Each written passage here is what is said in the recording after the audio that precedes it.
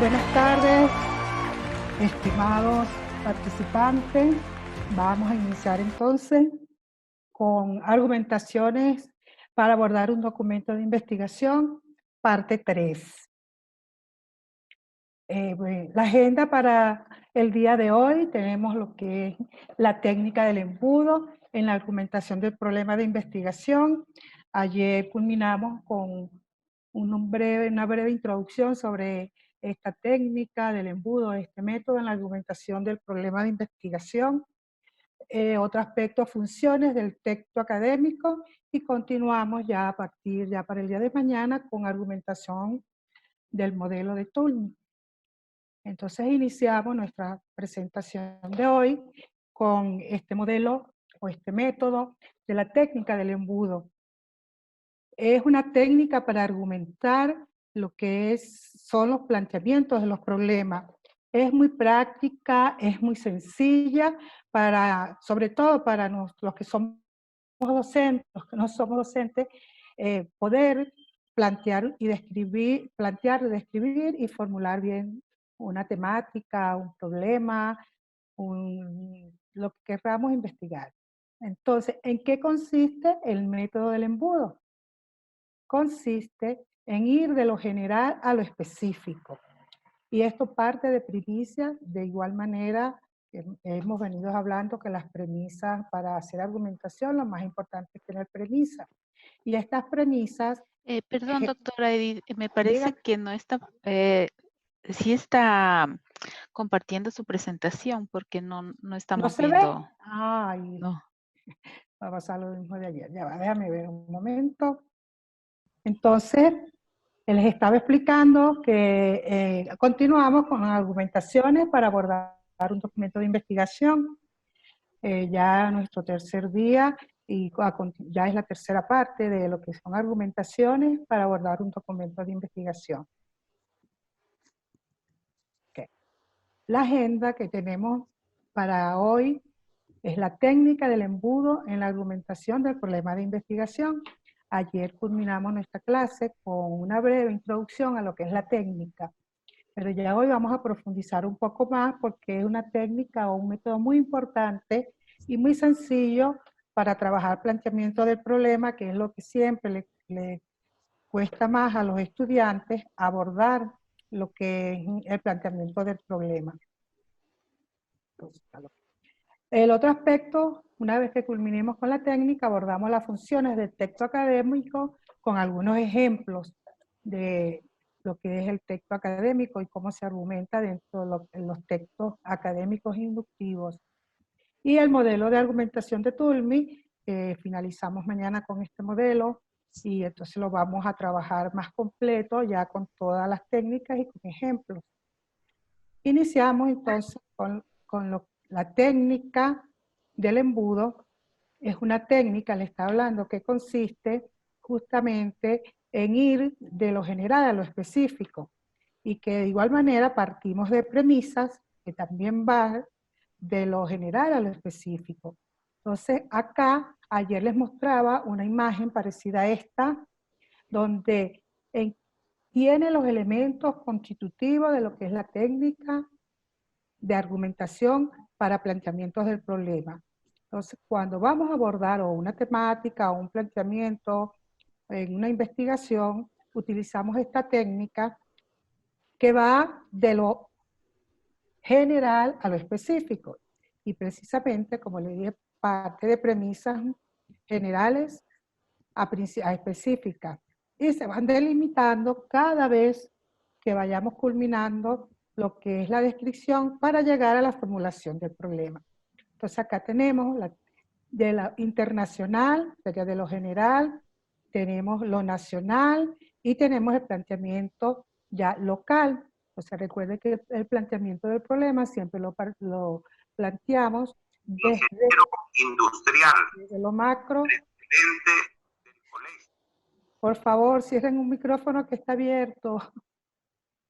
Entonces, el planteamiento siempre lo vamos a formular de lo macro a lo meso, lo micro, lo internacional, lo nacional y lo regional o lo local.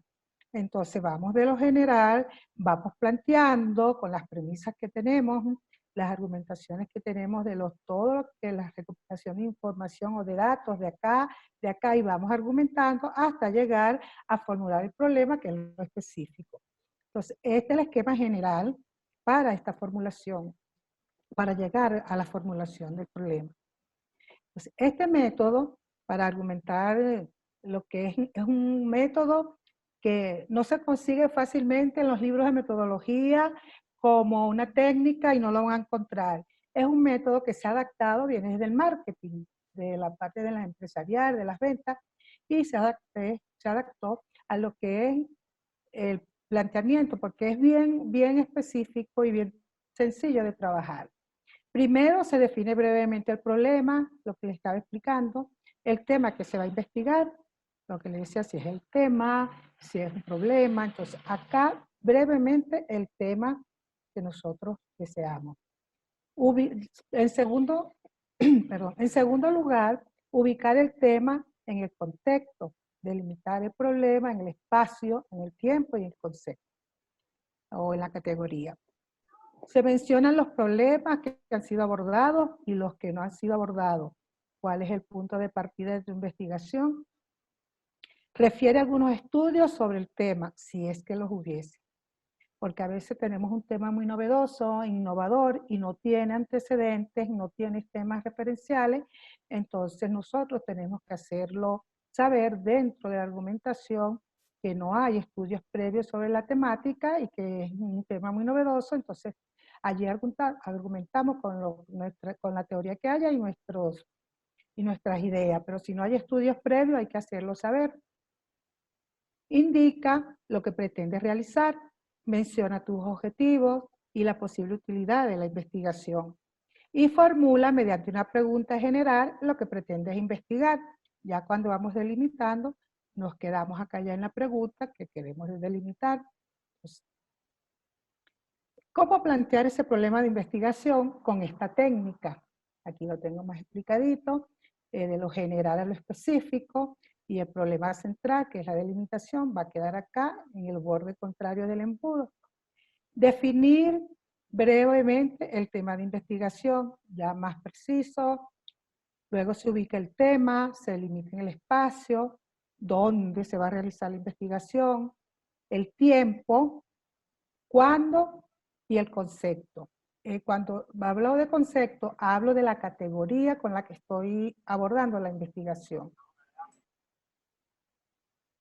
Referencia en algunos temas sobre el tema. Entonces, ahí es donde voy a buscar todos esos elementos que hay sobre el tema, a quién ha investigado, cuáles son las últimas tendencias para yo poder argumentar sobre esos estudios, lo que les hablábamos ayer, ir a la base de datos de las universidades, buscar tesis, otros trabajos que tengan referencia al tema, que sean de 5 años para acá.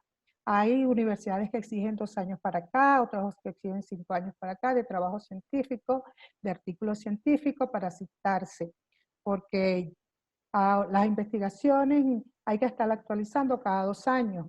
Y ya cuando tienen más de 5 años son investigaciones que se consideran ya que no son pertinentes para el momento, excepto cuando no se haya investigado, que fueron los últimos aportes sobre ese conocimiento, esa investigación, lo que se publicó, y no haya otra cosa que publicar, entonces se asume y se hace la salvedad que el último artículo, lo último que se publicó sobre esta temática fue en el año 2013, entonces por eso estamos asumiendo porque no se han hecho más aportes sobre la temática. Esos estudios sobre el tema tienen que ser estudios de 5 años para acá, se le exigen, la mayoría de las universidades acá exigen 5 años. Mencione problemas no abordados y abordados, su punto de partida. Ese es otro aspecto también para argumentar. Mencione los objetivos y utilidad de la investigación. Si hablábamos ayer también, dependiendo de lo que yo quiera abordar, cómo lo voy a abordar, si es con objetivos o si es con hipótesis. Formula el problema central con una pregunta.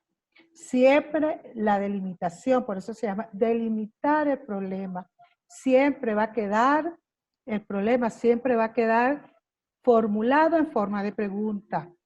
Y a partir de allí, entonces, esa es la pregunta a la que yo le voy a dar respuesta en mi investigación a través de los objetivos o a través de la hipótesis planteada.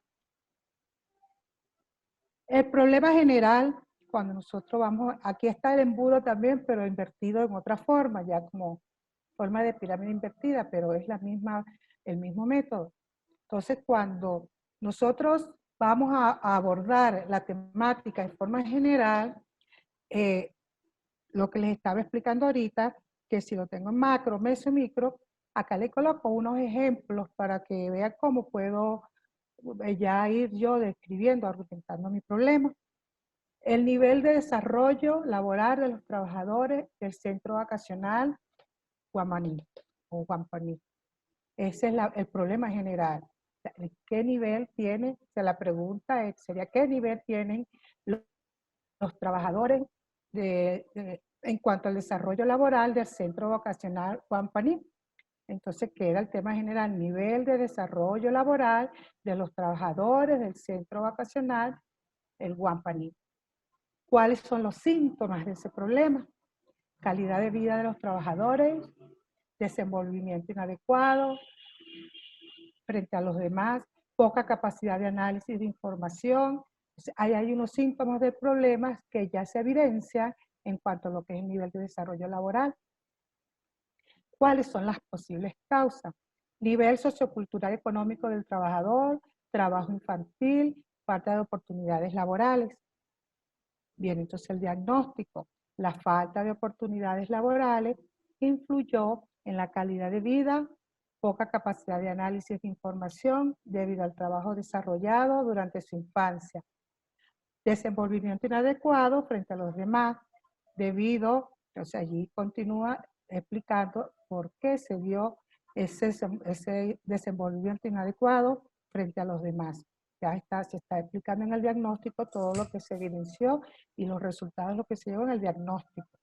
El control del pronóstico, aplicación de charlas de emprendimiento y autoayuda que le permitan mejorar su nivel de desempeño laboral. Y la propuesta de investigación se queda como charlas de emprendimiento y autoayuda que permitan mejorar el nivel de desempeño laboral de los trabajadores del CVIH, que es el Centro Vocacional Guamapani. ¿Qué sucede acá? Que este se ve que es un trabajo que es descriptivo por todas las características que estamos viendo y trabajo descriptivo con una propuesta ya anexa que va dirigida más que todo a desarrollar charlas de emprendimiento y autoayuda que permitan mejorar el nivel de desempeño laboral de los trabajadores de este centro vocacional. Hay algo bien importante que quería resaltarle. Cuando hacemos un trabajo descriptivo, a veces no es tan significativo dejarlo a nivel de descriptivo, como ya tenemos un diagnóstico y tenemos un pronóstico y tenemos ya unos elementos allí que nos dan unos insumos. Nosotros siempre lo importante es hacerle la modalidad, a veces una propuesta, a veces un plan de acción, lo que esté pidiendo. Porque esto deriva de lo que son los trabajos descriptivos. Y si es una propuesta, ya como propuesta también tiene toda su metodología a seguir para hacerla a nivel de propuesta. Pero ¿qué sucede también? Hacemos un trabajo descriptivo y sucede que dentro de un trabajo correlacional y vemos que en el trabajo correlacional hay necesidad dentro de mi trabajo de yo abordar alguna situación que estoy viendo que no es lo más adecuado que se debe presentar en la investigación. ¿Qué puedo hacer yo en ese caso que estoy investigando, pero también quiero resolver al mismo tiempo alguna problemática que ya la tengo evidenciada en mi trabajo? Hay unas hipótesis que se llaman hipótesis de acción. Esas hipótesis de acción no son hipótesis de investigación, son hipótesis que van dirigidas justamente a planes de acción dentro de lo cuantitativo. Y esos planes de acción van dirigidos precisamente a resolver problemas, algún problema de alguna temática, a a abordar algún fenómeno, por ejemplo acá que hay que hacer charlas, que se ve el problema que hay, pero son hipótesis que no se someten a comprobación, porque justamente se les denomina de acción, es para abordar en el momento la necesidad que se requiere. A mí me ha pasado ya en varias investigaciones. La primera vez se me presentó cuando hice un ejemplo, porque son mis experiencias y vivencias en lo que la investigación, a veces tenemos que asumir y romper con los paradigmas que hay para poder abordar situaciones que se nos presentan, sobre todo en las investigaciones cualitativas. Estaba haciendo un trabajo etnográfico con niños precisamente, estaba observando a docentes en unas escuelas rurales y observé en el docente, estaba haciendo un trabajo sobre lo que es un desarrollo emocional en los niños, en educación básica, y estaba precisamente observando cómo se comportaban los niños dentro del aula de clase con su docente. Y la docente era una persona autocrática, maltrataba a los niños, les decía cállate, siéntate, no son horas de ir al baño. Bueno, una serie de elementos que los niños más bien le tenían miedo. Y yo notando y viendo todo lo que estaba allí, decía, bueno, yo soy especialista en esta área, yo no me puedo quedar sin hacer algo. Entonces hice una intervención en mi investigación, hice un plan de acción, que allí hice una hipótesis de acción, pero cualitativa.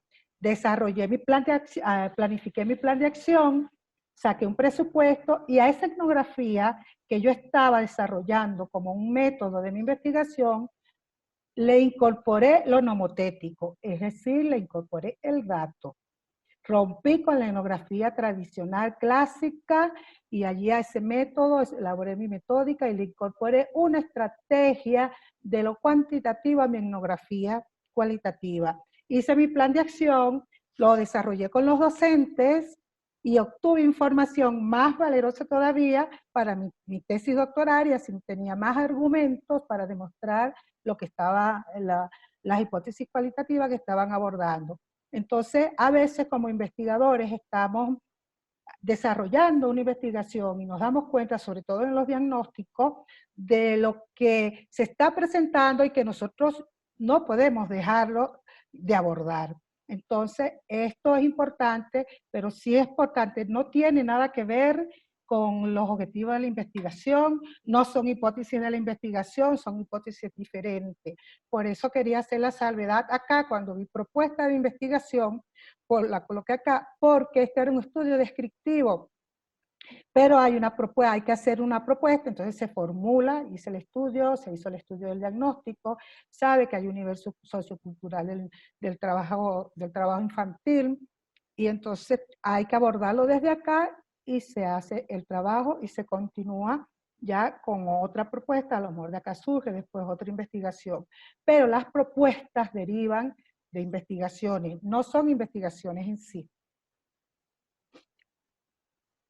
El planteamiento del problema como método con lo que seguimos abordando, para argumentar y demostrar que existe un problema con este método, primero lo que hay que hacer es distinguir entre ignorancia personal del problema, que hemos venido abordando también cuando hay un desconocimiento sobre todo de la temática y de lo que estamos abordando. Se deben usar argumentos secuenciales que demuestren dominio y usar evidencias que fundamenten esos argumentos. Esa argumentación y demostración que existe en ese planteamiento me lleva a mí a demostrar la utilidad potencial de la investigación y los objetivos.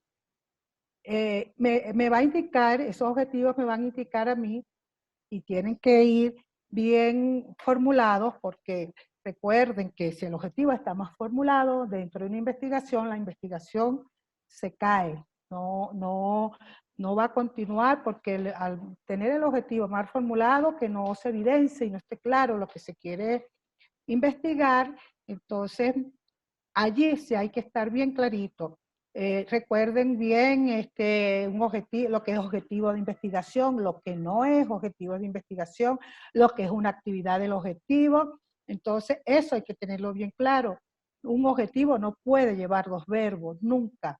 nunca puede llevar dos verbos, que diga demostrar y analizar, no. Si va a demostrar, dejar de demostrar. Que diga analizar y explicar, tampoco. El objetivo tiene que tener un solo verbo. Bueno, ya eso de objetivos son clases aparte que son muy largo lo de los objetivos y entonces dentro de la investigación tenemos que tener esto también muy claro.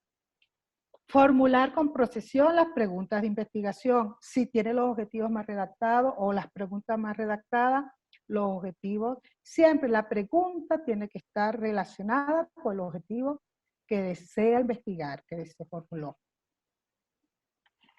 Una vez culminada esta parte del embudo, tan sencillo, con todo lo que le expliqué, para formular el problema, entonces sucede que al estudiante tenemos que darle facilidades también a veces y hacerle como más fácil o más comprensible lo que es el planteamiento del problema, que es lo más importante porque de allí se va a depender o va a depender toda una investigación que está centrada justamente en un buen planteamiento del problema, en una buena delimitación del problema, unos buenos objetivos, y a partir de allí lo demás es fácil porque todo lo que continúa, o sea, toda esa secuencia lógica y sistemática dentro de lo cuantitativo deriva justamente de los objetivos de investigación. Dentro de lo cualitativo hay que argumentar durante todo el trabajo de investigación, desde que iniciamos hasta que finalizamos, y la gran diferencia es que se va argumentando y reconstruyendo de atrás para adelante o de adelante para atrás. Yo puedo ir en intermedio y necesito reformular la descripción del fenómeno de estudio, lo puedo hacer por las evidencias que voy encontrando, las subjetividades, las características y las voy incorporando.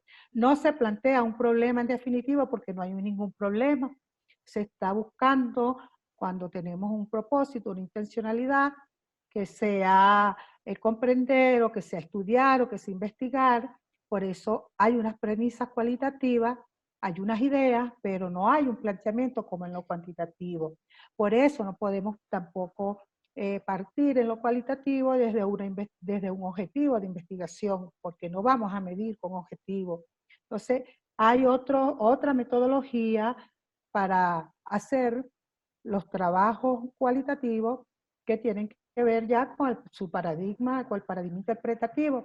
Y también hay otro paradigma que es sociocrítico, que se trabaja mucho también dentro de la educación, que tiene que ver con lo que es la investigación-acción.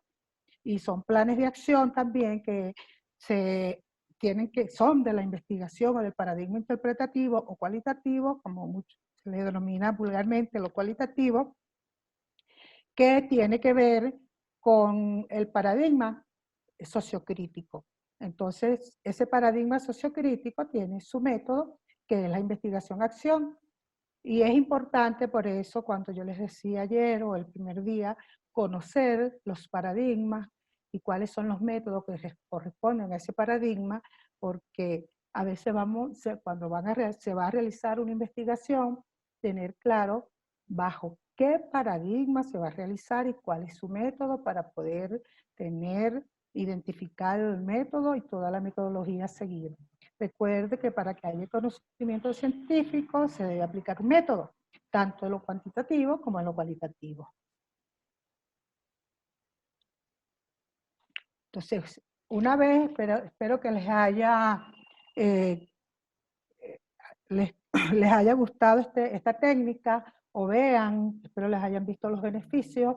Si hay alguna pregunta que quieran hacerme sobre la técnica, pueden hacerla. Igual yo les voy a hacer llegar, bueno, el CIDE, mi querida Abigail les va a hacer llegar el material y les voy a incorporar completo su material para que lo apliquen ustedes y se los hagan llegar también a sus estudiantes. ¿Alguna pregunta hasta acá? Ok, ahora entramos o continuamos porque quería hacerle, a solicitud de muchos de ustedes, hacerles una explicación de lo que es la técnica. Continuamos entonces con las funciones del texto académico. El texto académico tiene una función principal ¿sí?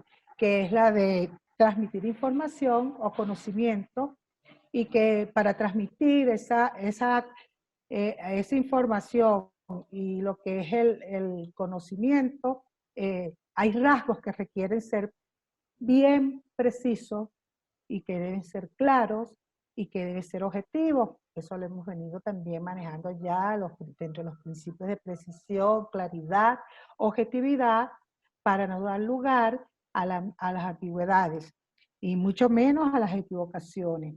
Entonces, cuando nosotros estamos escribiendo un texto académico y deseamos transmitir esa información, debemos ser muy precisos y objetivos y sobre todo claros para que sea entendible ante el lector. Entonces, cumpliendo con estas normas, otra función es que debe cumplir con las normas de textualidad que demanda cualquier otro texto. Hay unas normas universales para escribirlos, para hacer texto, tanto dentro de lo que es lo científico y lo no científico. Pero todos sabemos que nosotros dentro de las universidades, dentro de la academia, tenemos normas también que cumplir. Cada universidad tiene una norma, por ejemplo, tiene sus normas, por ejemplo, dentro de las facultades de ciencias sociales, ciencias humanas, trabajamos desde las normas APA, para los textos académicos, para los trabajos de disertación, para las tesis. Pero dentro de las ciencias de la salud se trabaja con Vancouver. Esas son las dos normas con las que más se trabajan las universidades en América Latina, bueno, y sobre todo en Sudamérica y en el mundo, son universales. Pero hay otras normas que también son universales, que también debe cumplir el texto académico, que tiene que ver con la cohesión, que hablábamos también, con la coherencia, con la intencionalidad, aceptabilidad, con la informatividad y sobre todo con esos aspectos generales que sean comprensibles en el texto y esa secuencia que deben tener en cuanto a lo que es la argumentación. Entonces, esa situacionalidad e intertextualidad se va a evidenciar en ese texto en la medida que nosotros una vez vayamos redactando ese texto académico debe cumplir con estas normas. También una de las funciones del texto son las formas lingüísticas que se van a utilizar. Esas formas lingüísticas que se van a utilizar en el texto y atienden también a lo que es en la temática que yo estoy abordando. Cada escritor tiene un estilo de abordarlo desde su forma lingüística. Por ejemplo, a mí me gusta mucho escribir con metáforas. Cuando estoy argumentando, me encanta escribir con metáforas porque le veo como mayor interés a lo que, y como me gusta escribir mucho sobre los niños, sobre comportamiento, y siempre argumento con metáforas, me encantan. Entonces, esa forma lingüística, el escritor le da un toque personal a lo que es su forma de escribir. Entonces, es bien importante esa selección que se hace de lo que son las formas lingüísticas. Desde el punto de vista de la producción, los textos académicos requieren un tratamiento también muy riguroso en cuanto a lo que es ese discurso altamente elaborado que se caracteriza precisamente por el uso del registro formal de la lengua. En los textos académicos, como les decía, hay que ser bien preciso, pero también el discurso se caracteriza por una forma, un lenguaje muy formal y también tiene que ver mucho con la cultura.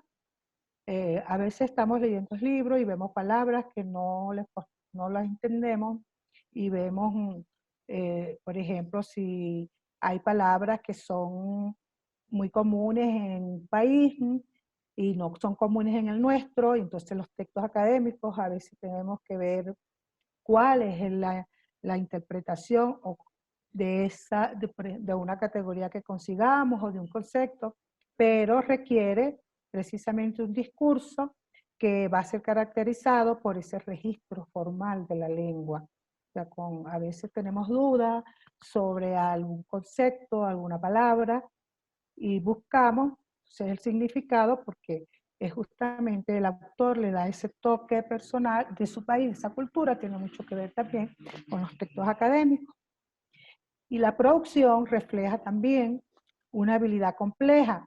No es compleja porque sea difícil, es compleja porque conlleva muchos elementos incorporados que tienen que ver con unos procesos cognitivos de alto nivel, entre los cuales se destacan lo que tiene que ver la planificación, la textualización y la revisión.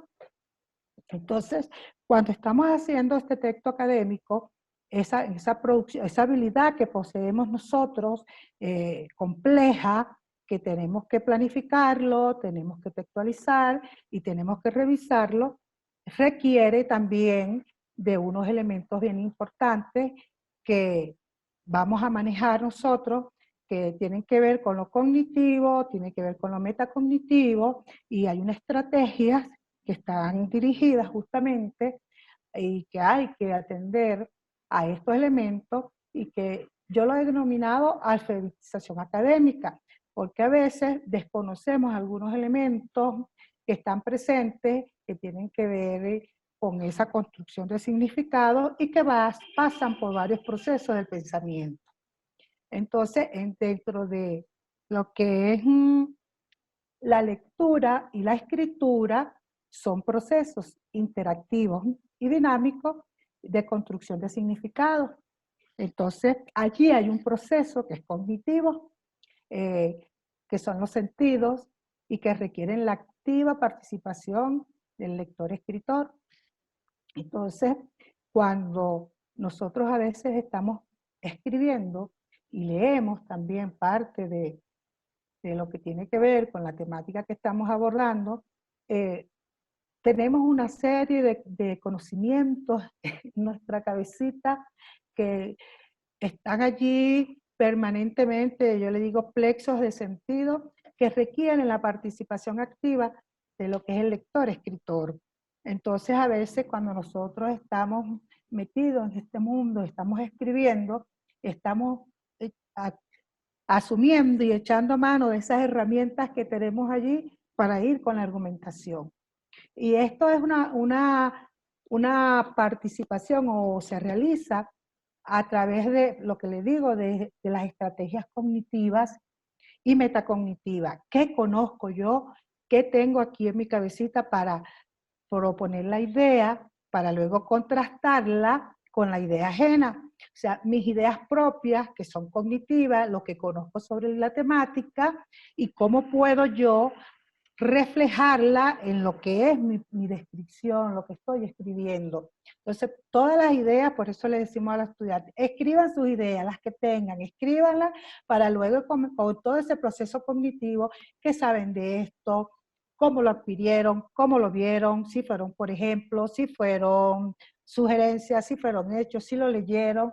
A veces, entonces, hay que buscarles todas esas herramientas para que ellos obtengan ese conocimiento que tienen allí, que no lo saben expresar. Nosotros a veces también tenemos algunas ideas, experiencias, vivencias, y a medida que vamos adquiriendo mayor edad, dice que somos más inteligentes. ¿Por qué? Porque tenemos más experiencia de la universidad, de la vida, a pesar o además o sumándose a la profesión que tenemos, también las experiencias de la vida nos dan experiencias cognitivas que las acumulamos allí y las vamos contrastando y argumentando. Eso es el escribir a veces con la realidad. Entonces, esas estrategias cognitivas y luego las metacognitivas, después que escribo, voy a revisar qué es lo que tengo para leer lo que hice, entonces escribir mi texto académico. Entonces, acá yo les coloco el tratamiento de lo que es la transformación antes, durante y después de lo que es la lectura y la escritura. Hay una activación de experiencias previas e interacción con el contenido. Entonces, lo que digo, todo esto es cognitivo. Aquí estamos nosotros, esta información que tenemos antes, durante y después, luego esas experiencias previas que hemos adquirido en relación con el contenido, y luego una autorregulación del proceso a través de la conciencia y control. Entonces, en esa autorregulación, nosotros estamos ya argumentando, escribiendo lo que tenemos, esas ideas que ya han surgido de todo este proceso de pensamiento. Entonces, la lectura y la escritura, entonces tiene estrategias cognitivas o cognoscitivas. Luego pasa cómo adquirimos nosotros todas las estrategias cognitivas. Ya les expliqué, hay un aprendizaje significativo por las experiencias y las vivencias que tenemos de la vida, de los estudios académicos, de todo lo que hayamos leído. Entonces tenemos un aprendizaje significativo acá. Y luego hay unas estrategias metacognitivas. Estos tres elementos tienen que ver con esto. O sea, conllevan, estos autores, Caldera y Bermúdez, hacen toda una explicación de este gráfico que está acá y explican todo este proceso cognitivo y de aprendizaje significativo y metacognitivo que conllevan entonces a la lectura y a la escritura de un texto académico y lo denominan alfabetización académica. Las estrategias cognitivas previas o antes de la lectura, ¿cuáles son?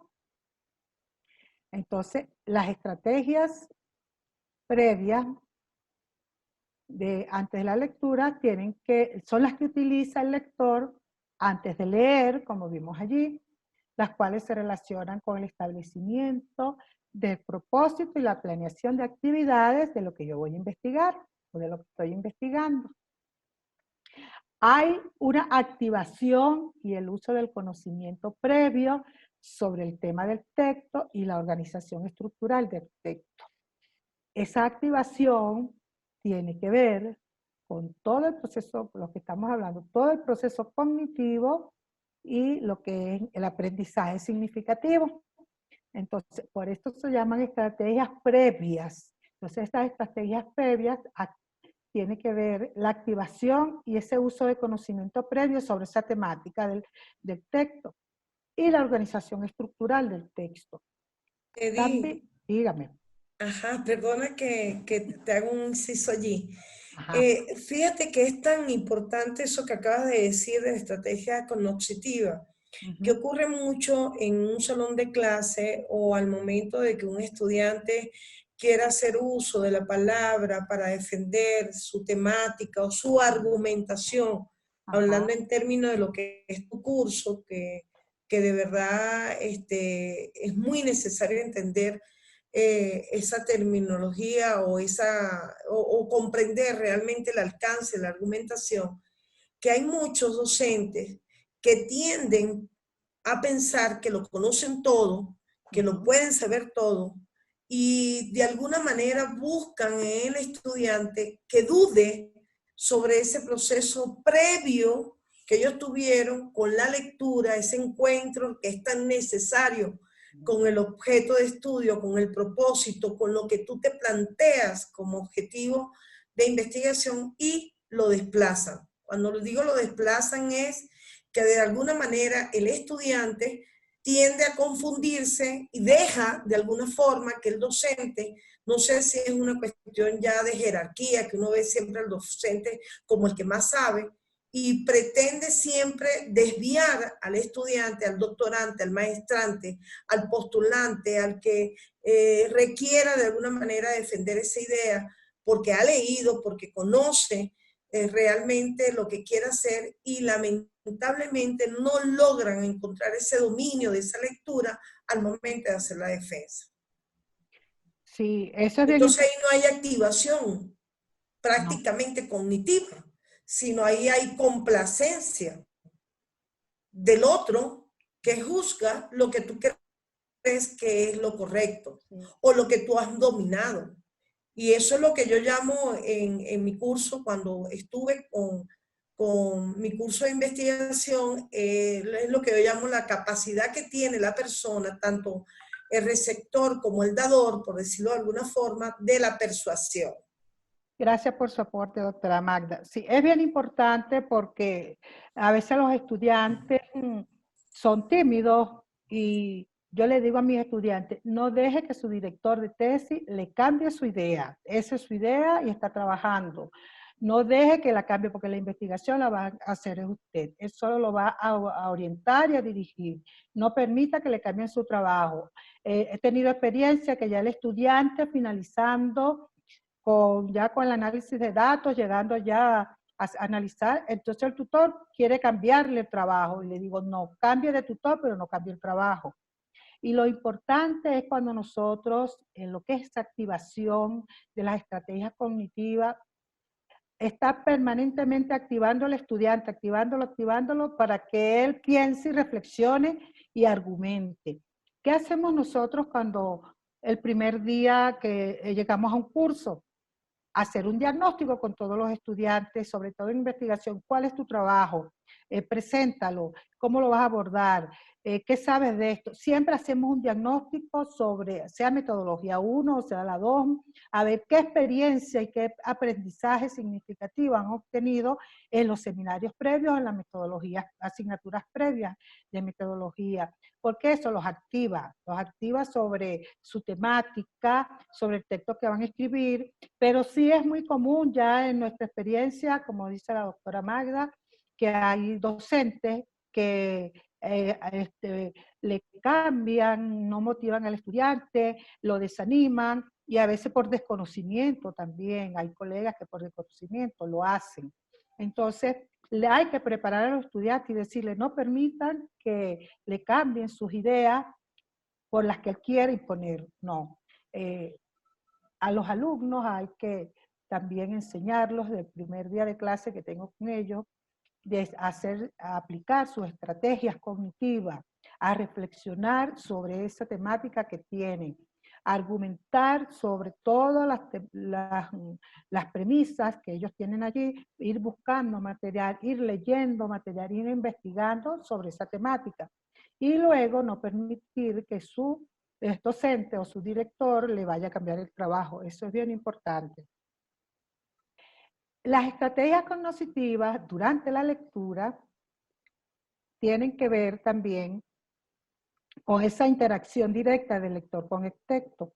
Cuando tenemos esa interacción directa con el texto, estamos aplicando lo que ocurre cuando estamos aplicando una estrategia cuando interactuamos con un libro. Entonces, hay unas estrategias bien sencillas que yo las denomino, hay una selección o muestreo, que es donde vamos a seleccionar lo que es todo ese material que se requiere para hacer la investigación. También hay inferencias dentro de, una vez que hago la selección del muestreo, también busco las inferencias de ese material que tengo allí. Y también hay otra estrategia que se utiliza mucho, que es el uso de estructuras textuales. Las estructuras textuales, cómo ordeno esa información, una vez que seleccioné y todo con todas mis ideas, entonces voy haciendo unas estructuras textuales. También hay unas estrategias que tienen que ver, que ocurren cuando ya ha tenido ya han tenido ese encuentro con la lectura y han revisado un material. Entonces, ¿qué voy a hacer? Una vez que tengo las anteriores, que será previo a la lectura, selecciono, hago inferencia, entonces paso al siguiente, después de esta lectura que hice, entonces comienzo a identificar la idea principal de lo que quiero investigar o de lo que yo estoy investigando, realizo un resumen, un parafraseo. Cuando realizo ese resumen o ese parafraseo entre esa idea principal, y allí también estoy argumentando, porque tengo ya un conocimiento previo, he leído y ahí puedo realizar un resumen de lo que leí y parafraseo. Generar analogías y ejemplos, también eso es después de las lecturas que he hecho. Confirmar o rechazar predicciones o hipótesis, eso es después de la lectura. Y expresar opiniones. Entonces, todo esto ocurre cuando ya yo he leído un texto, he realizado todos los pasos previos a la estrategia cognitiva y luego paso a establecer lo que es la idea principal, a el resumen, a generar analogías y ejemplos, confirmar o rechazar predicciones o hipótesis y a expresar mis opiniones. Estas estrategias metacognitivas tengo que planificarlas, como vi allí una vez después de la lectura. Entonces, las estrategias de planificación del proceso precisan de una manera muy consciente el propósito y meta de la lectura. ¿Por qué? Porque ya nosotros tenemos la idea, ya sacamos la idea de lo que queremos hacer, ya las argumentamos, las procesamos y comienzo a planificar mis estrategias ya de la investigación. Y estas estrategias ya no son cognitivas. Cuando yo comienzo ya a planificar y comienzo a hacer de manera precisa, consciente el propósito y la meta, allí ya yo estoy en una metacognición. O sea, ya he pasado por dos procesos previos. Y estas estrategias de, estas estrategias de planificación o estrategias metacognitivas precisan de una manera muy consciente lo que es el propósito y meta que estamos viendo acá de la lectura. Y determinan qué es lo que sabe el lector sobre el tema. Entonces, si el lector ya ha pasado por el proceso cognitivo, ha pasado por todo lo que es la parte de aprendizaje significativo, ha pasado por la parte de la lectura, entonces ya él siente o está en capacidad de abordar la metacognición. Necesita saber cuáles son las estrategias más apropiadas, entonces, para procesar esa información. Entonces, esas estrategias de regulación del proceso son las que está permanentemente él supervisando en la ejecución del proceso, porque ya tiene una metacognición, ya ha pasado por una serie de procesos que le permiten a él argumentar y supervisar. Entonces, va a la otra etapa de la planificación, pasa a la regulación del proceso. Entonces, esta regulación del proceso tiene que ver con esa supervisión permanente de la ejecución del proceso. Eso tiene que ver también determinar si esa presencia de problemas de comprensión, lo que es actuar, resolver apropiadamente y determinar cuando él debe aplicar estrategias cognitivas diferentes, porque ya está en el otro nivel de metacognición y puede decidir si puede aplicar otras estrategias porque está en la supervisión permanente de ese proceso. Luego tiene las estrategias de evaluación del proceso, que también son metacognitivas, y estas estrategias le permiten a él determinar cuándo y cuánto se ha comprendido. Entonces, la metacognición ya el estudiante o el escritor o el docente, en cuanto a las estrategias metacognitivas de la lectura y la escritura, piensa ya y establece sus propias estrategias porque ya tiene ese nivel de determinar cuándo y cuánto se ha comprendido de esa temática. Y ya tiene una buena argumentación. Ahora sí está argumentando con mayor profundidad porque ha pasado por ese proceso de concientización, de supervisión y lo que es la parte de evaluativa para entonces poder retroalimentar o reforzar cuánto y cuánto ha comprendido sobre esa temática. Dentro de estas estrategias metacognitivas también tenemos las estrategias de planificación, así como teníamos la de planificación antes de las cognitivas, perdón, antes de la lectura, también tenemos la de planificación dentro de la metacognición. Entonces, esas estrategias de planificación que tienen que ver con la metacognición antes de la lectura son aquellas donde hay una imagen mental de lo que va a ser el texto del futuro, ya está, tiene ya toda esa habilidad y esa capacidad de decir el esquema de la composición que ya él tiene allí planificado. Entonces, dice, bueno, quiero, dentro, ya tengo todo lo que es mi tesis, mi esquema de tesis o mi esquema del proyecto, porque ya sé lo que voy a hacer, ya estoy claro, ya tengo todo mi esquema de lo que es mi composición. Y sobre todo, acá, bueno, más adelante, aquí lo vamos a ver, las estrategias cuando voy a disertar una tesis. Las estrategias de redacción durante la lectura, durante la escritura, perdón, tienen que ver con esa materialización de ese pensamiento. Y ese pensamiento ya es el pase de esa intención a la palabra escrita. Toda la intención que planifiqué antes de la escritura, entonces durante la escritura, entonces yo materializo ese pensamiento, el pase de intención a la palabra escrita. Luego paso a las estrategias de revisión después de la lectura, porque recuerden que está la de planificación antes, las estrategias de redacción durante y las estrategias de revisión después de la lectura. Entonces, estas estrategias de revisión después de la lectura van a ser, ya él va a volver sobre lo que escribió, porque precisamente son de revisión.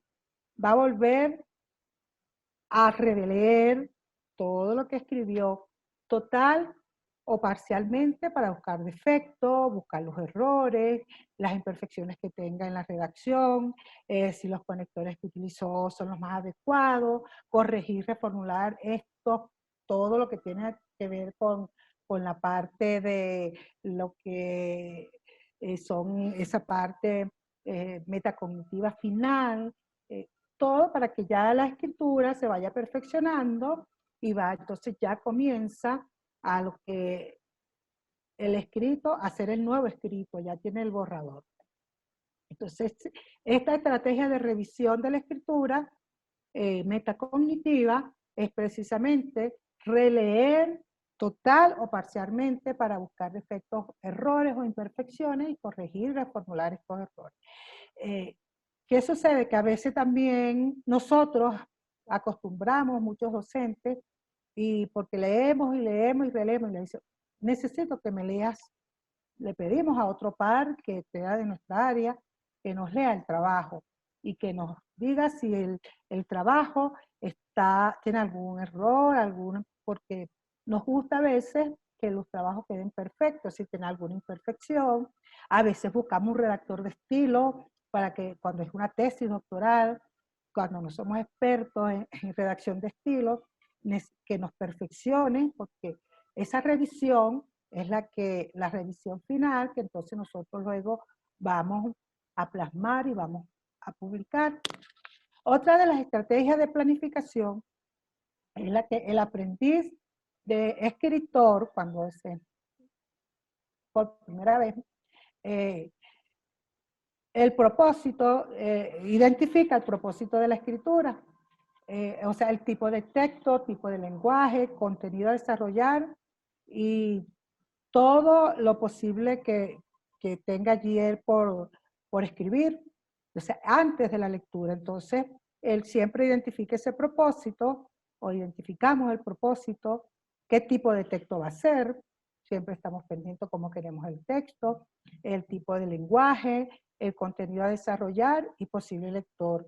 Entonces, si va a ser un texto, nosotros cuando escribimos un libro que vaya dirigido a los estudiantes, que también lo utilicen los profesores. O sea, allí, en esa estrategia de planificación, definimos qué tipo de texto queremos escribir. Y en las estrategias de redacción durante la escritura, entonces, allí el escritor va a proceder, el escritor va a proceder a lo que es la parte del papel de las ideas y concentrarse en seleccionar vocablos y a utilizar todo lo que tiene que ver con esas herramientas adquiridas en lo que fue la parte de la metacognición y la cognición. Son estrategias que utilizan la sintaxis correcta, organizar y muchas veces oraciones en los párrafos. Una vez que nosotros entonces tenemos ya y leemos estrategia de revisión de escritura en la metacognición, también seleccionamos y retocamos ese texto y si las frases que estamos utilizando están bien sincronizadas y estudiamos entonces ya la posibilidad de escribir nuestro texto. Luego que tengamos ya todo nuestro escrito, entonces viene la organización de ese texto académico argumentativo. Los textos académicos son textos académicos argumentativos. ¿Por qué son argumentativos? Porque estamos trabajando con la argumentación y estamos contrastando ideas ajenas, ideas propias, y siempre argumentando cosas nuevas sobre el conocimiento y le estamos dando a conocer para que los demás utilicen esas herramientas para también reforzar sus experiencias cognitivas.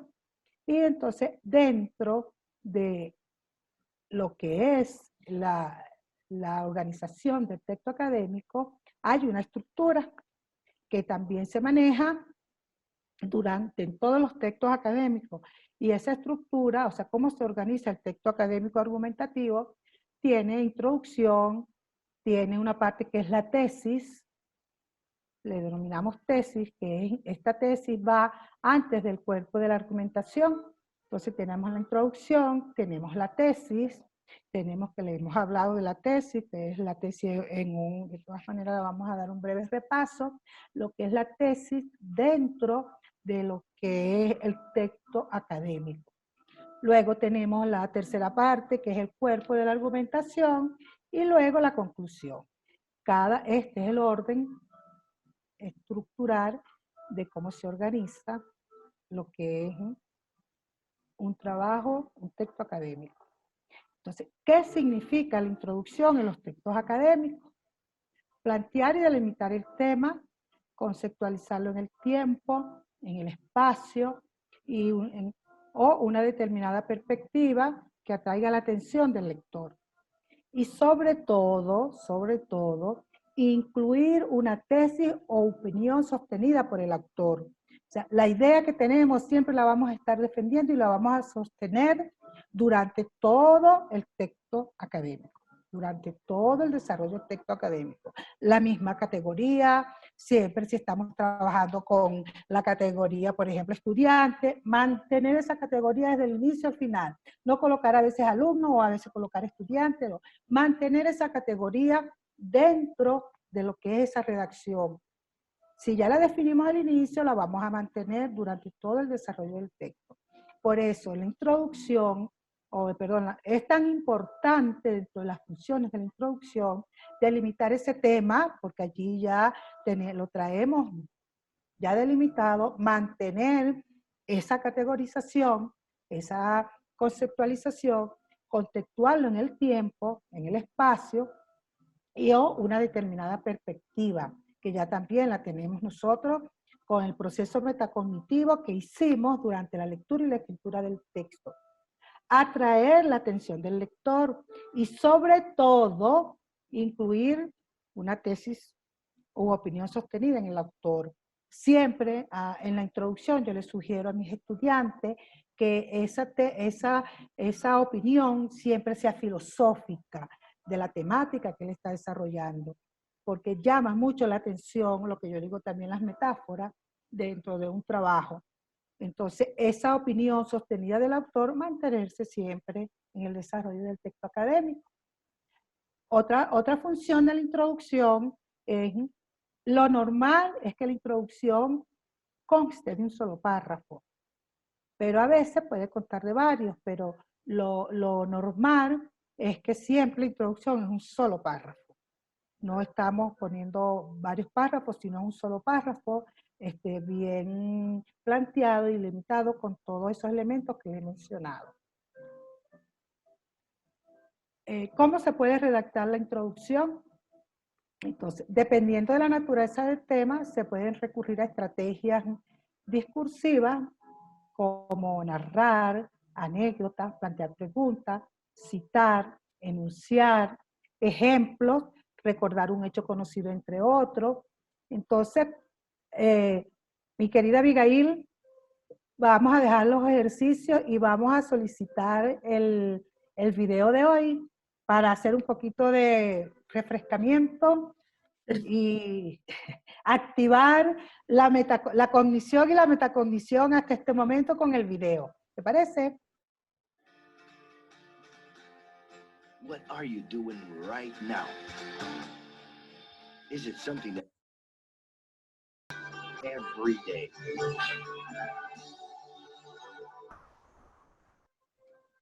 Bueno, mis queridos participantes, es un video bien interesante y sobre todo en estas brechas generacionales que se presentan, las diferentes brechas generacionales que se presentan allí.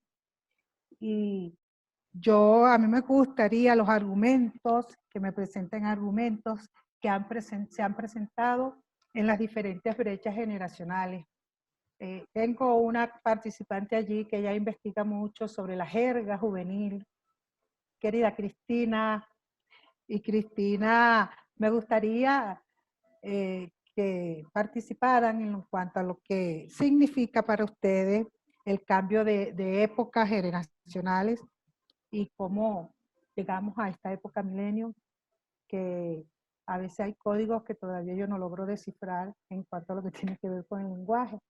Entonces, me gustaría oír algunas argumentaciones sobre las diferentes generaciones. Sí, en verdad que me gustó mucho el vídeo porque muestra esa evolución de generación, de cada generación desde el inicio de los baby boomers con la finalización de la Segunda Guerra Mundial hasta la actualidad. Y en cuanto a lo que es la evolución del idioma, por ejemplo, en el caso de español, durante décadas la RAE tardaba mucho tiempo en aceptar un neologismo, es decir, una palabra nueva, porque el fundamento de la RAE es que ese término tiene que estar difundido en una zona geográfica muy amplia, no solamente una ciudad o un país, sino que debería estar más ampliado y utilizarse durante mucho tiempo. Por ejemplo, el caso de chévere, que es un término que usamos en Venezuela, en Colombia, y creo que, no sé si en Ecuador también. Tardaron décadas en aceptar el neologismo e incluirlo en el diccionario. Pero, por ejemplo, en la actualidad, con la difusión de las redes sociales, términos como Twitter, tuitear, googlear, chatear, son términos que en unos cuantos años ya la RAE los aceptó y los incorporó al diccionario, porque son términos que en cuestión de 3, 4 años ya un continente lo utiliza, en lugar de buscar un equivalente en español, sino que el anglicismo llegó, lo afianzamos y allí quedó arraigado. Gracias, Cristina.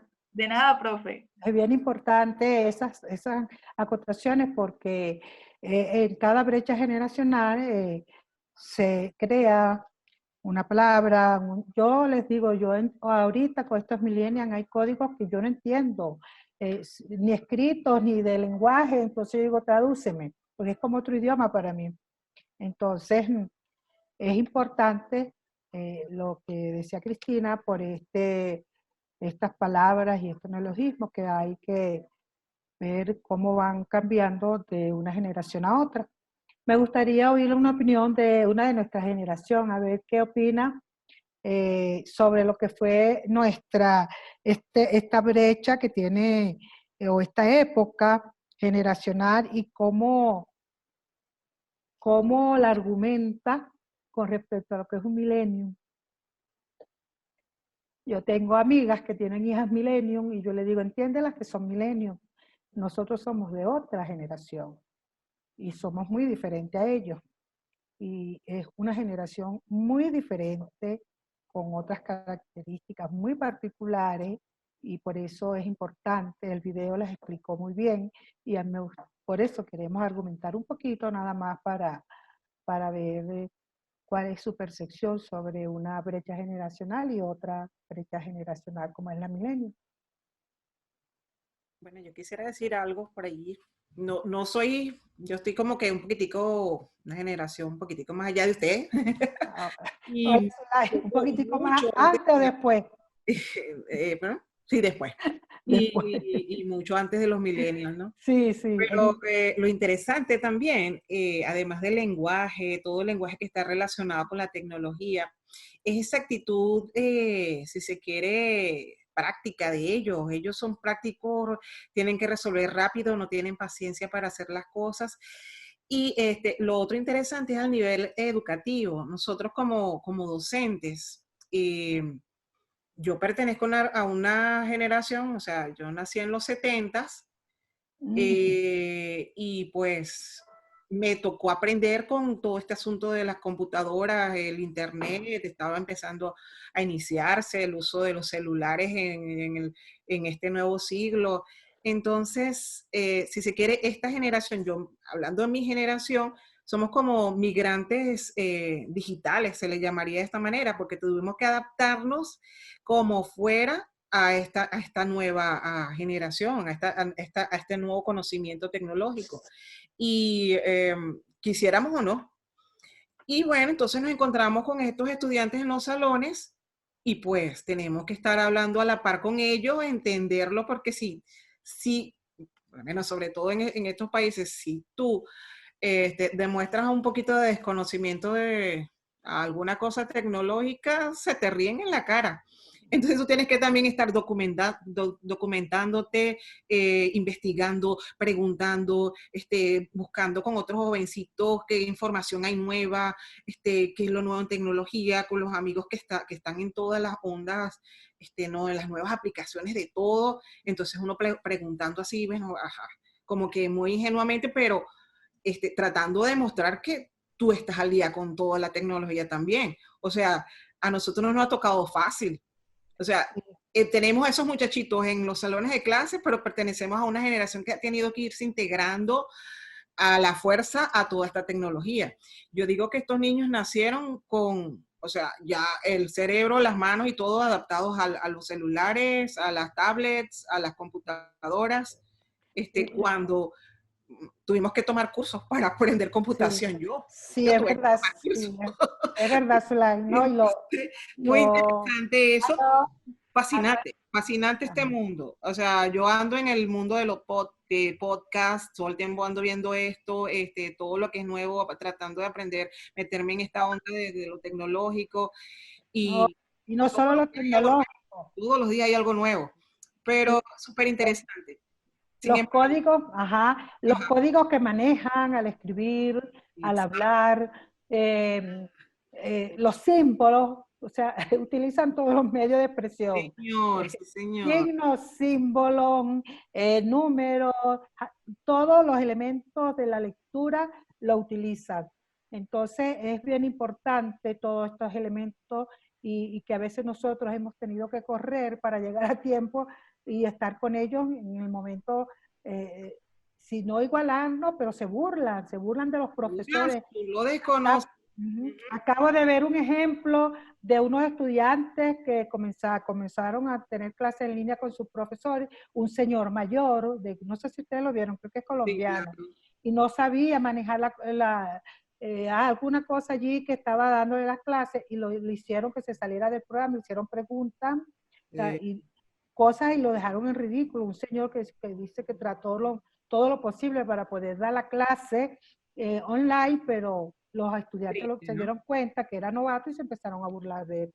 Después tuvieron que pedirle disculpas, el hijo del profesor les pidió disculpas, que era un señor mayor y que no tenía por qué burlarse de él. Entonces, a ellos no les importa a esta generación, sí, porque ellos son autosuficientes y es verdad, es una generación muy diferente a la de nosotros. Pero, profe, ¿sabe lo interesante también de nuestro rol como educadores?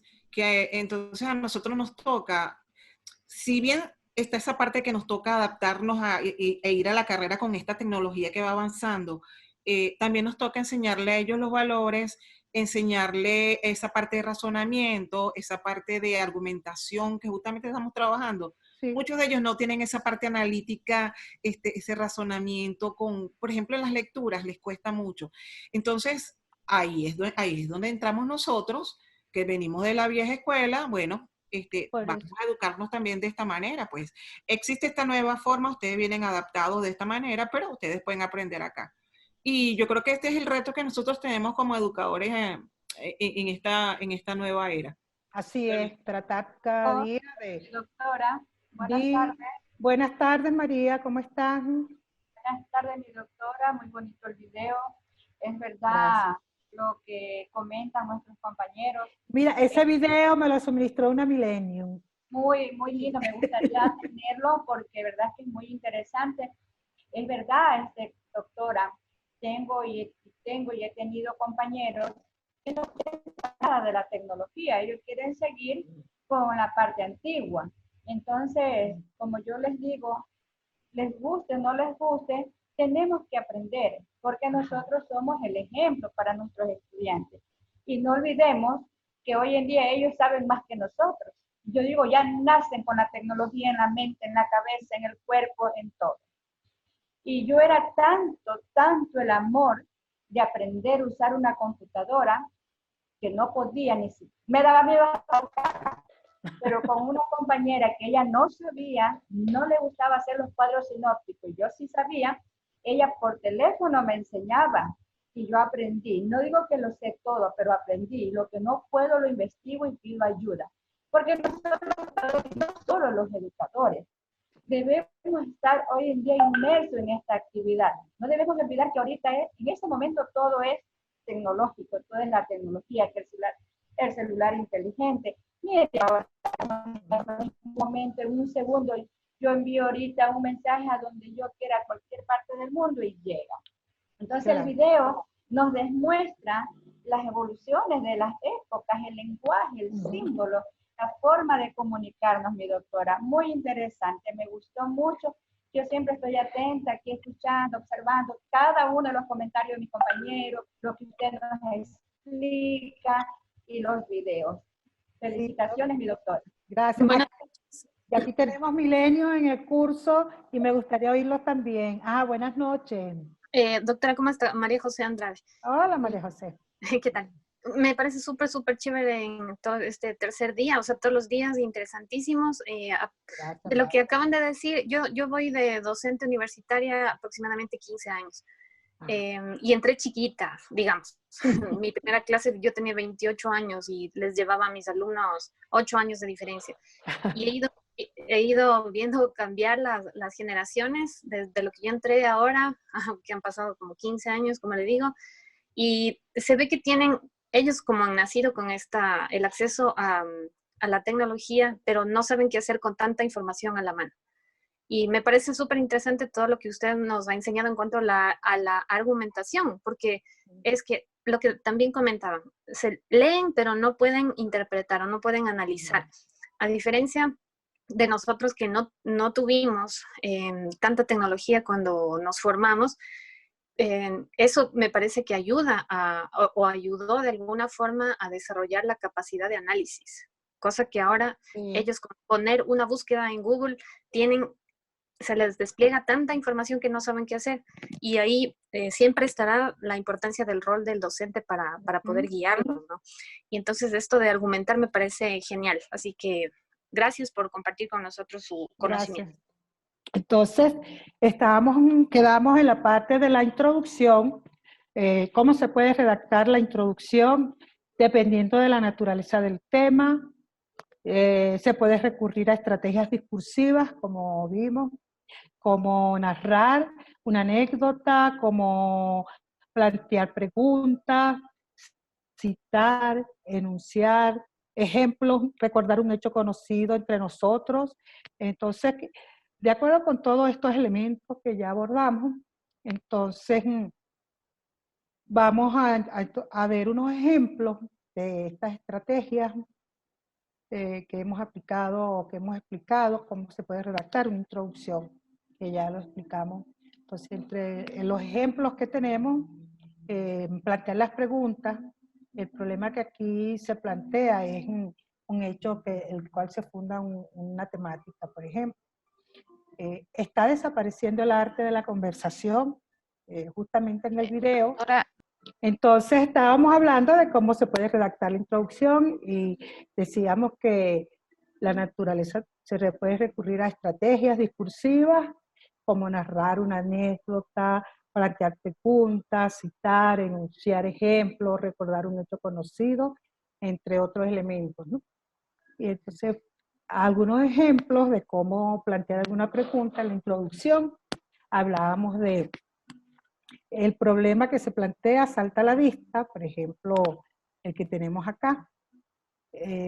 Dice, está desapareciendo el arte de la conversación. Justamente en el video habían algunas cosas que platicamos ahorita de que ya se comunican por códigos, por signos. Entonces, es interesante hacer estas preguntas, por ejemplo, cuando estamos investigando sobre la jerga, las nuevas jergas juveniles, hablar sobre cómo está esa arte en la conversación, ¿no? Una investigación muy interesante. Otra pregunta, ¿no observamos en la vida social de nuestro tiempo una creciente monologización de la conducta humana? Ese es otro aspecto que es bien importante y que nos tendríamos que hacer esa pregunta, sobre todo esa monologización, lo que es la conducta humana, la individualización, de ser autosuficiente. Esas preguntas bien interesantes deben ir en una introducción. Es un fenómeno general, tener allí es un fenómeno general de la brecha, de la nueva brecha juvenil, lo de la jerga, cómo cambia, esa es otra pregunta. Otra pregunta, nuestra civilización que se relaciona con el modo de pensar científico, técnico, es la misma. O sea, ese es otro, es bien importante, son preguntas bien importantes como para investigación. O son ciertas experiencias de autoenajenación y soledad del mundo moderno las que le cierran la boca a los jóvenes. Eso también es súper importante, esto tiene mucho que ver con el video que vimos también. Por ejemplo, hay experiencias de autoenajenación y soledad del mundo moderno que le cierran la boca a los jóvenes. Discutían estos días con un amigo sobre que se siguen manteniendo muchas mafias en el mundo, sobre todo en lo que es investigación y el poder, que unos creen tener el poder y dominar en cuanto a esas experiencias de autoenajenación. Esas bien son preguntas que nosotros, en la medida que vamos escribiendo sobre cierta temática, nos vamos haciendo preguntas y en la introducción se deben reflejar esas preguntas. No es solo el trabajo consta de 3 partes y tal, no. Una buena introducción de un texto académico, científico, fíjense todos los elementos que implican. Cuando hacen una tesis, bueno, esta investigación trata de la primera parte, de la segunda, no. Una buena introducción que abarque todos estos elementos. O sea, plantear un hecho conocido. Siempre me pareció, ¿no?, que hay que darle rostros, por ejemplo, en las investigaciones de género, siempre hay que darle rostros a la violencia y a los violentos. En lugar de mostrar, por ejemplo, a Liceo Ochoa, pongo yo acá, con la cara llena de moretones y un ojo casi cerrado, los diarios habrían debido mostrar la foto en grande de su dulce marido barranquillero. Entonces, nosotros esos hechos tenemos que hacerlo, reflejarlo en lo que es la introducción. Eso lo tomé yo de una tesis que acaba de decir, donde ella dice que se llama Rostros de la Violencia, los rostros de la violencia. Entonces, en lugar de mostrar la cara de la persona o de la mujer llena de golpes y de moretones, habrían debido mostrar la foto en grande de su dulce marido barranquillero, el que fue el que la agredió. La humillación debe dirigirse al violento y no a la violentada. Este es otro hecho conocido. Suficiente con lo que le ha pasado a la víctima. Y en estos casos me parece que darle rostro a la violencia tiene un significado simbólico de una enorme importancia. Una foto en un diario para informar sobre una realidad denigrante y aún tan cotidiana en la vida familiar señala la responsabilidad de los hombres violentos sobre sus actos. Y no estoy hablando de un muro de la infamia, Thomas 2007. Entonces, fíjense cómo vamos planteando ese hecho y lo vamos argumentando también con autores. Entonces, en la introducción, este es otro aspecto importante. Aparte de las preguntas, plantear un hecho conocido. La otra parte importante de la estructura organizativa del libro es la tesis. Recuerda que después de la introducción viene la tesis, y la tesis es el intermedio de lo que es la parte ya de la conclusión. Entonces, la tesis es una afirmación que ya nosotros la tenemos argumentada. La afirmación sirve de base a la argumentación. Es un juicio. Ese debe estar como un juicio frente a una situación que nosotros estemos allí discutiendo o argumentando. O sea, ya en la tesis estamos en la metacognición, ya estamos escribiendo y estamos ya con una argumentación sustentada, y justamente esa argumentación en la tesis va a ser ese juicio que nosotros vamos a hacer sobre la temática que estamos ya abordando, que hemos abordado, que es la parte de la metacognición y lo que es la escritura. Una valoración en términos de importancia, perjuicio, utilidad y posibilidad. Ya ahí también está la valoración. Fíjense que ya estamos pasando todo lo que es la parte de la metacognición en la escritura. Hay una teoría que se quiere defender. Cuando nosotros vamos, o cuando el estudiante o cualquier docente, ustedes los que están haciendo doctorado, van a defender, las que se defienden son las tesis doctorales. Los trabajos de maestría no se defienden, porque donde hay producto, donde hay conocimiento, se genera conocimiento, es una tesis doctoral. Y ahí yo digo, ahí uno tiene que defender esa teoría, ese aporte que está dando, y hay que, como dice, defenderse lo que pueda contra el jurado. Allí en ese momento, el jurado te pregunta, te repregunta, y tú estás defendiendo tu postura. Ellos están allá y tú estás de este lado, pero tú tienes que defender tu tesis. Y una forma muy usual de expresar la tesis es mediante el condicional del verbo deber. Es decir, debería o no debería, según el Onieva, que puede ser, sin embargo, expresarse en otros tiempos verbales. Entonces, es deber defender una teoría que tú estás produciendo, un conocimiento, a veces producimos conocimiento, a veces en las teorías, el mismo director, ya que es experto más que el doctorante, te dice, estás generando una teoría intermedia. Eso estás en la tesis justamente cuando estás escribiendo ya la argumentación de la tesis, estás generando teoría intermedia. Entonces, esos son aportes que le está dando a ese autor, a ese teórico que asumiste en tu marco epistémico. Para ya de mañana en la última clase voy a abordarle unas cosas un poquito más profundas que van más dirigidas a este marco epistémico, a lo que es esta tesis, cómo argumento mi tesis doctoral, con ese modelo que vamos a abordar. Y ejemplos de tesis, ya con estos ejemplos, vamos a culminar. Los ejemplos de tesis, dice acá, a propósito del 25 de noviembre, Día Internacional de la No Violencia en contra de las mujeres. Una tarea imprescindible es la de reaprender a amar, sobre todo en estos tiempos que estamos viviendo del COVID-19, estamos reaprendiendo muchas cosas.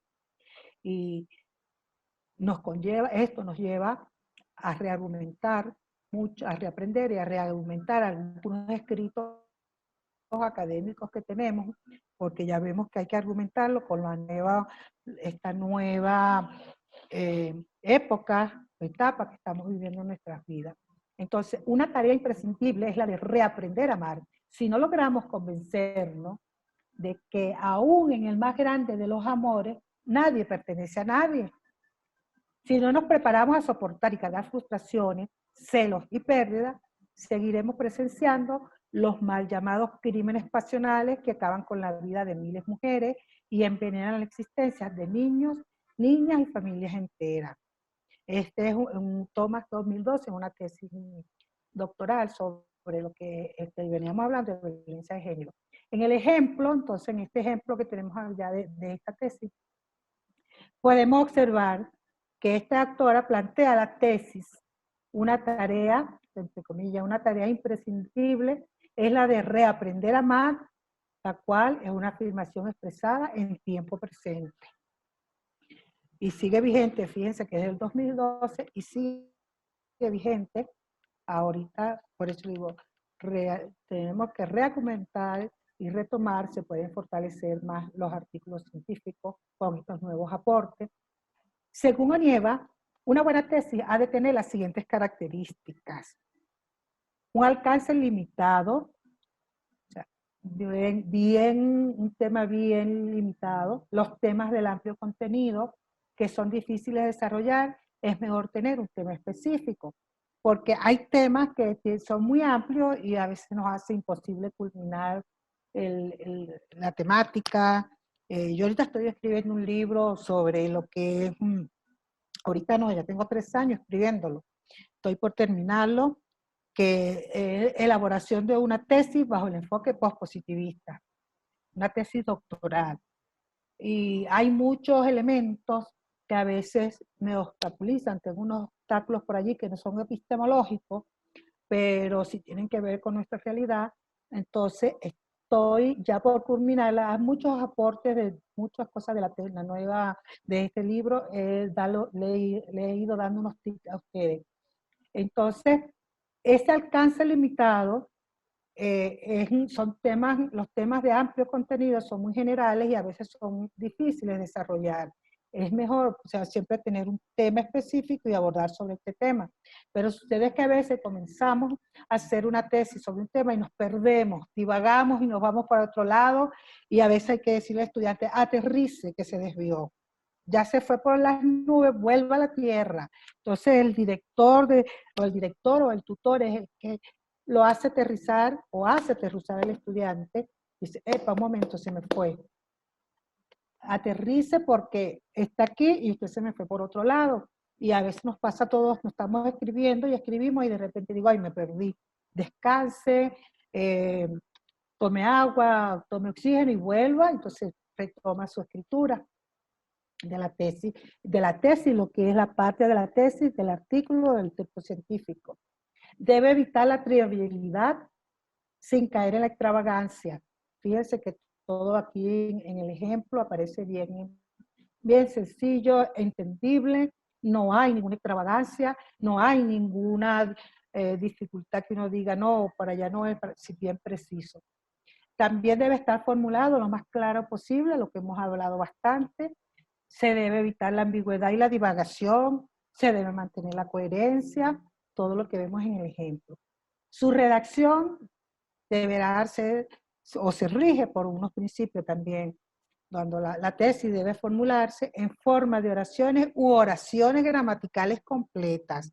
Eso también es una parte que debe, un criterio, es uno más que todo, son criterios, unos principios que debe ser en forma de oración u oraciones gramaticales completas. Por supuesto, hay que estar presente y tener presente las normativas APA, si estamos escribiendo bajo Ciencia de la Educación, Ciencias Humanas, sobre las nuevas que han cambiaron mucho estructuras de argumentación, estructuras de redacción, y hay que asumir las nuevas para los nuevos escritos. Entonces, aparte de esto, todos estos elementos que están acá, tenemos que son los principios, las otras partes, la parte del texto argumentativo, comprendida entre la introducción y la conclusión, que es el cuerpo. Una vez que salimos de la tesis, entramos al cuerpo de la argumentación.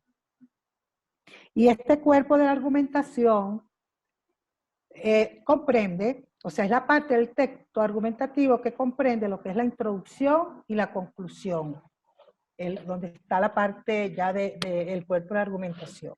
Entonces, lo que les decía, que la tesis está entre la introducción y la conclusión. Entonces, está bien el cuerpo. El cuerpo, en esta parte, se aducen los argumentos y evidencias que el autor presenta para sustentar su tesis. Cuando les hablaba ahorita de la tesis, les decía que la tesis estaba como entre el medio, ¿no? De lo que es la introducción y la conclusión, está el cuerpo de la argumentación. Y los textos que se producen dentro de lo que siempre han producido nuestros estudiantes y nosotros mismos a veces, no nos damos cuenta que cada argumento, explicarle al estudiante que cada argumento debe ser explicado dentro del cuerpo de la argumentación. Entonces, si tenemos introducción, tenemos tesis, luego viene el cuerpo de la argumentación, donde allí estamos dando ese argumento y bien sustentado con las evidencias que hemos obtenido para poder hacer la argumentación. Entonces allí estamos argumentando evidencia con todo lo que son los autores. Y ese argumento y esa evidencia pueden ocupar más de un párrafo. Y algo importante, recuerden que cuando estamos argumentando con evidencias también, y de evidencias, ideas propias, como ya vimos cuáles pueden ser las evidencias, para el párrafo, para pasar de un párrafo a otro, recuerden que tenemos que usar los conectores. Ese es un material que también les va a llegar.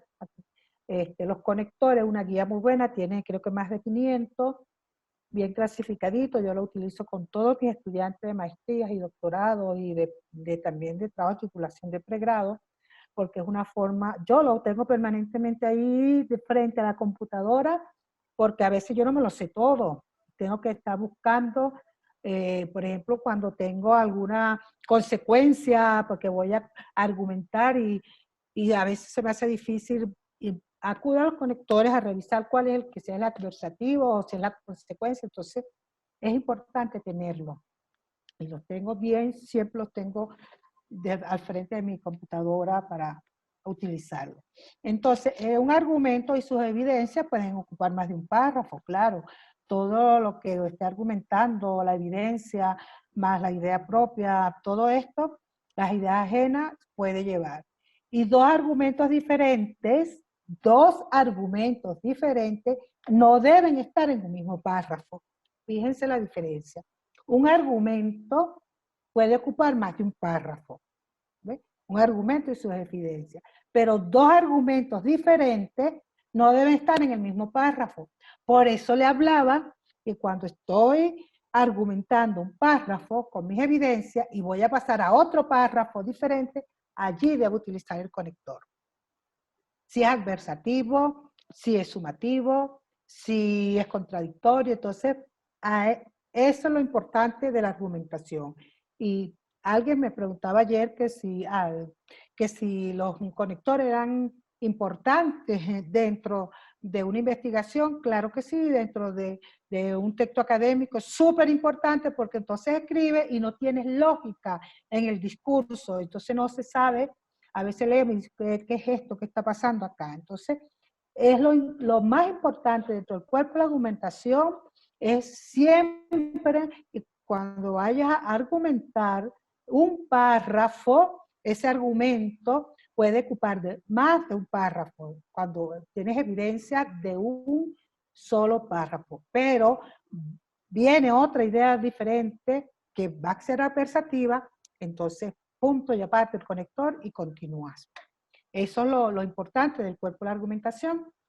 Acá también está un esquema muy sencillo que les hice sobre el cuerpo de la argumentación, sobre lo que es el desarrollo de la argumentación y las partes que tiene. Fíjense que acá arriba está la introducción, luego viene el desarrollo de la introducción, la tesis, desarrollo de la argumentación y la conclusión. Entonces aquí tengo un primer argumento, en mi tesis evidencia 1, evidencia 2, evidencia 3. Esto es un gráfico muy fácil para argumentar en lo que es la tesis. Segundo argumento, evidencia 1, 2 y 3. Tercer argumento, y luego reafirmo la tesis y los argumentos en la conclusión, porque la conclusión ya va a ser reafirmación de tesis y los argumentos. Entonces, para culminar, el cuerpo de argumentación, la refutación, argumento que participa en lo que es una posible reacción en contra de la postura que se defiende, también va a estar presente en lo que es el desarrollo de la argumentación. Pero hemos visto que la argumentación tenemos que estar permanentemente argumentando todas las ideas que nosotros exponemos en el texto. Y puede ubicarse al final de los argumentos o inmediatamente después de uno de los argumentos con los que la refutación guarda estrecha relación. O sea, refutar, cuando voy a refutar un argumento, también debo usar el conectivo o el conector para refutar. Entonces, al final de ese argumento, yo pueda inmediatamente refutar y establecer la relación que hay entre la idea anterior y la que voy a refutar. Aquí tenemos un ejemplo. Sé que puede parecer extraño que yo escriba esto. Si hay varias veces que la violación de una mujer, de una niña o de un niño es de lo más infame, soy yo. Si hay alguien que no entiende cómo un hombre puede violar a una niña de 4 años, de 2 años o de 14 años, soy yo. Pero tengo una idea de la justicia que no puede ser esta idea feudal del escarnio público. Thomas, 2007. E igual el investigador que escribe los libros sobre violencia. Bueno, y ya con esto cierro con el cuerpo de argumentación y con respecto al ejemplo que les coloqué ahorita, dice, en el ejemplo podemos observar que el autor participa las posibles reacciones que tendría su postura. Sé que puede parecer extraño que yo escriba esto, ¿eh? Allí tiene una postura. Por lo que se reafirma mediante los marcadores, yo escriba esto, soy yo. Por eso él refuta y dice, soy yo. Un aspecto a tener en cuenta es que un argumento no es creíble o es convincente si no está apoyado en evidencias o razones. Ya hemos hablado que estas evidencias pueden ser hechos, datos estadísticos, opiniones de expertos, ejemplos, experiencias reportadas por alguien, anécdotas personales, entrevistas. Entonces, todos esos aspectos hay que tomarlo en cuenta para un argumento. Esas son evidencias. Y las evidencias siguen también sus criterios, como es la validez, deben ser tomadas de fuentes confiables, deben ser presentadas sin error, tienen pertinencia, también debe aplicarse directamente a los argumentos que se están aduciendo y pueden reflejar el estado del arte o la opinión de los expertos. Mis queridos participantes, gracias por haber estado atentos y haber compartido estas experiencias conmigo hoy, estos saberes, y bueno, si hay alguna pregunta, si quieren hacer alguna pregunta, díganme, si no, bueno, nos vemos mañana. Doctora, disculpe una pregunta. Dígame. Doctora, no sé si es que, bueno, yo sé que ya me parece que mañana ya finalizaríamos con toda esta situación. Sin embargo, quisiera que tal vez tome un poco o avance un poco en el tema sobre la validez interna y validez externa en una investigación. Validez de constructo, pero investigaciones en un proyecto de investigación. Exactamente. Una tesis. Sí. Okay. Claro, validez interna y la validez externa, validez constructo. Pero, ok. Claro, no es tema de este, pero no te preocupes, yo te lo prometo que mañana validez interna y validez externa.